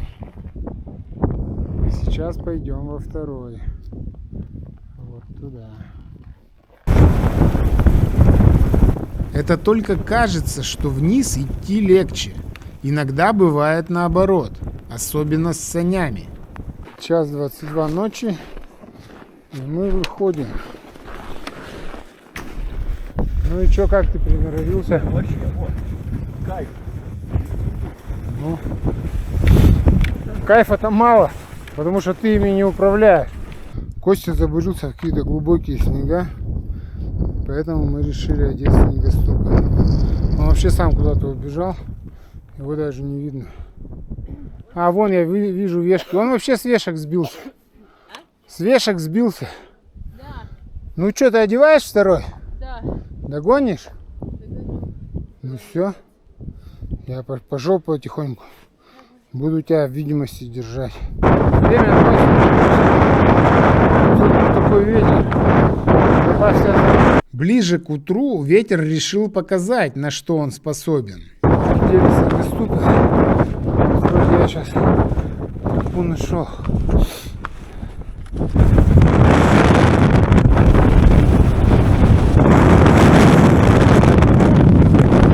Он меня сбивает ветер. А ты говоришь 100 километров в час. Не бывает. Ее не сдуло? Смотри, вон у нее перевернуло сани. Ну сейчас разберется. Прошел порыв. Охереть. Вот это 100 километров, Костя, не меньше. Сначала я пробовал идти на спуске, отпуская сани катиться вперед. Потом попытался приспособить сантехнические трубки, которые нашел в лагере, продев сквозь них веревку. Но ни так, ни эдак идти на спуск было неудобно, а если сказать прямо, выматывающе. Но вскоре Господь Бог во 2-й раз за день услышал меня. Под передок саней попал излишек веревки, который стал служить тормозом, и на спуске я просто с легкостью тянул сани примерно как по ровной поверхности. А так как спуск – это большая часть пути, то идти стало в разы комфортнее и легче. Я даже сначала толком не понял, что произошло, но на первой остановке разобрался и поделился своим лайфхаком с Костей. Идем 5 ходовых часов. Время 4:30 утра. Вот эта красота, она прям завораживает. Красота этих северных гор.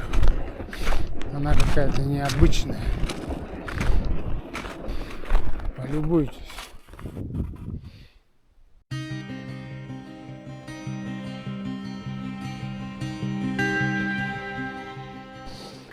И когда ты идешь вниз, наслаждаясь кислородом, ты отчетливо понимаешь, какая же это была проделана работа вверх.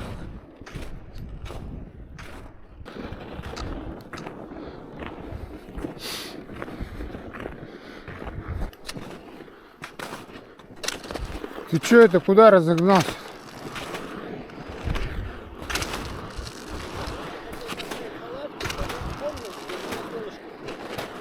Палатку поставь. Нет, нету. Тут без палатки хорошо. Без палатки хорошо. Ну, смотри. Но отдыхать-то все равно надо. Ну вот и отдыхаем. Сейчас заварим ей. Слушай, ну давай поставим. Зачем? Нет? Зачем? Мы улететь хотим. Ну давай, хорошо. Смотри, какая погода, не ветерка, Ты облачность. больше меня беспокоишься об Маше, поэтому я тебе задал этот вопрос. Если ты хочешь идти дальше, я просто счастлив, идем дальше. Нет, палатка нам не нужна. Ну все. Мы ей обещали. Моя спина. Ты слушай, грузи больше в этот баул. Ты ж совсем не грузил баул. Короче, у меня произошла странная ситуация, но она охеренная. Короче, у меня перестали сани вперед меня выезжать. И я вот весь этот наклон, когда ты меня обогнал, я его шел, сзади сани были. И они ни разу вперед меня не выехали. У тебя что? У меня, видимо, какой-то тормоз стоит. Сейчас посмотрим. Ну, говорят, что стоит ставить тормоз, но я просто не знаю, как это делать. Не, я их просто задом наперед везу, может, поэтому никакого тормоза нет. А, у меня веревка туда попала. Вот так и говорят, что вот это надо вот обязательно веревку засунуть. Вот веревка попала и все. Ну, видишь, в общем, лайфхаки сплошные. Поняли, друзья? Пойдете на Маккинли, веревочку на спуске под сани. Конечно, я удивляюсь, что американцы до сих пор не придумали радиоуправляемое тормозное устройство для этих саней. Продавали бы там спокойно. Берешь, Да нажимаешь на кнопку, оно тебе тормозит. Хотя бы инструкцию бы сделали. Нормально. Мы прошли первый лагерь. Ждем Машу. Все, пошло. И кипятим ей каркаде с сахаром. Костя у нас любит перепаковываться. Как не стоянка, он сразу все достает и перепаковывает. С чем это связано, Константин? Ответьте нашим зрителям. А, ты в баул хочешь половину переложить? Ясно. Ну как тебе переход во второй лагерь? Ну, я как-то с Аконкагуа ушла 4500 до базового лагеря, одна с рюкзаком 25 кило, 400 миллилитров воды. Примерно что-то напоминает, только там было сухо и жарко, а тут холодно. Ну, Воды то у есть меня 800 молодец, литров. смотри. Мы тебя респектуем. Сейчас напоим. Вместо того, что у тебя Машина бутылка масюсенький- входит в масюсенький историю. термос и огромная бутылка. Вместо того, чтобы иметь нормальный большой термос и маленькую бутылочку, которую выпивают в первую очередь. Возьму там обязательно картошечку фри с трюфельным маслом, бокал белого вина и салатик нисуаз, может быть еще супчик. И все? Это уже на 70 баксов. А шлифанешь чем? Я думаю, что... Коньячком или там? Не-не-не. Нет? Ну ладно. Дай бог нам хорошей погоды и своевременного вылета. — 6:48. С Богом. В первом лагере мы накипятили воды, поели, попили, дождались Машу. Она, как ни странно, была бодра, весела и настроена решительно. Поэтому, перекусив, мы поспешили к бейскэмпу, чтобы занять живую очередь на аэротакси. Не поленись, поставь под перец. Называется абьюзивные взаимоотношения с санками.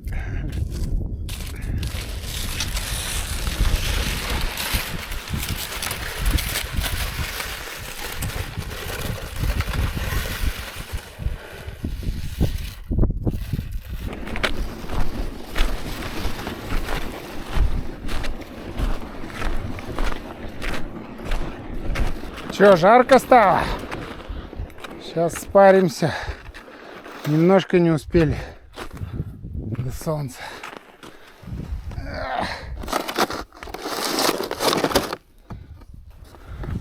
Отключаем тормоз. Включаем газ. Выглянуло из-за гор солнышко, и настроение стало стремительно повышаться, пропорционально произведению количества света на снижение высоты. Солнце показалось из-за горы, и мы поднимаемся к аэродрому.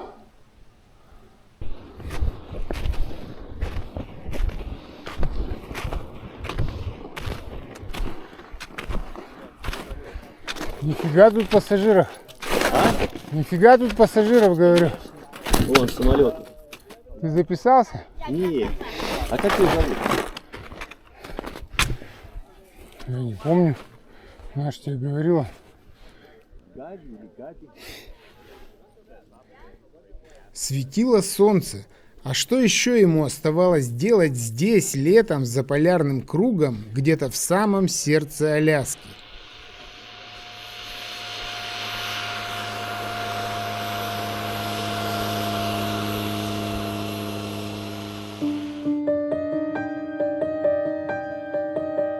А нам оставалась пара технических действий. Записаться в живую очередь на аэротакси, длинную как путь, который мы преодолели сегодняшней ночью. Выкопать заброску, которую Костя закопал на максимальную глубину, следуя инструкции рейнджеров. Перекусить и молить Господа Бога, чтобы не закрыл узкое погодное окно для нашего вылета в цивилизацию. И, конечно, горы просто, я ж говорю, вот такие, каждая гора тут просто, я уверен, здесь полно нехоженных гор. Да. Надо будет дом посмотреть. Хочешь что-нибудь сходить?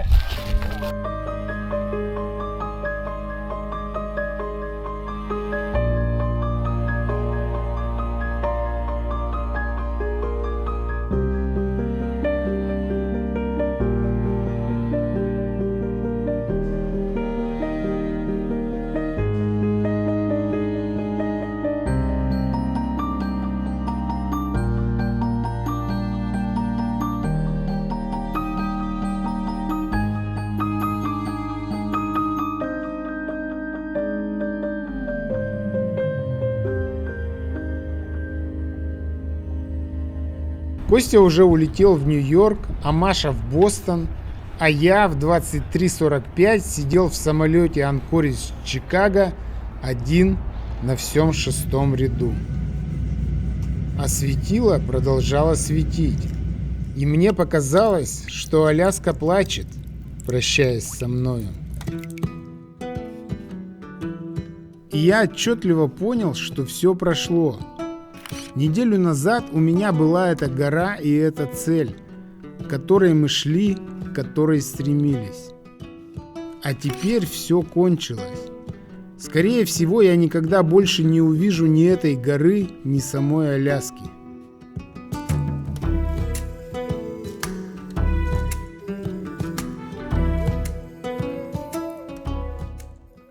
Все остальное сейчас не имело никакого значения. Самолет набирал высоту между серым небом и серыми водами залива. В салоне выключили свет, и мне показалось, что я что-то потерял. Вдруг все кончилось. Только напрасно я рассказал вам эту историю.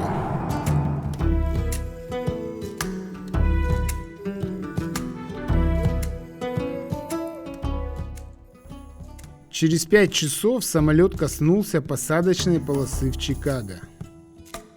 Телефон проснулся, посыпались сообщения в WhatsApp, в Telegram, и одно из них гласило: «Какие планы на лето? Собираюсь на Ленина, потом на Москвина или на Инельчек. Не желаешь присоединиться?»